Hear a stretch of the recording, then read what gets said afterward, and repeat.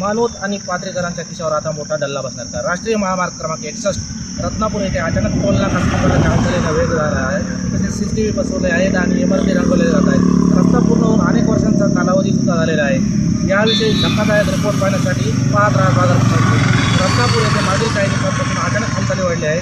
या ठिकाणावर जो टोल नाका आहे त्यावर CCTV बसवले जात आहेत. तसेच डिजिटल टोल वसुलीसाठी स्वतंत्र व्यवस्था उभी केली जात आहे. विशेष म्हणजे सध्या सुरू असलेल्या या कामामुळे पर्यायी मार्गाचा वापर करा असा जो फलक लावण्यात आला आहे. त्या फलकामुळे रस्त्यावर वाहतूक करणाऱ्या वाहनधारकांना अतिशय संकुचित असा मार्ग मिळत आहे आणि त्यामुळे जीव मुठीत धरून प्रवास करावा लागत आहे. अशा अरुंद झालेल्या रस्त्यामुळे कोणत्याही क्षणी अपघात होण्याची गंभीर शक्यता निर्माण होत आहे. याविषयीच वाहन चालकांकडून तीव्र नाराजी व्यक्त होत आहे. तसेच रस्ता सुरू झाला परंतु आता टोल कशासाठी दररोज प्रवास करणाऱ्यांसाठी सूट मिळणार का? प्रशासन स्पष्ट म्हणून काय येत नाही.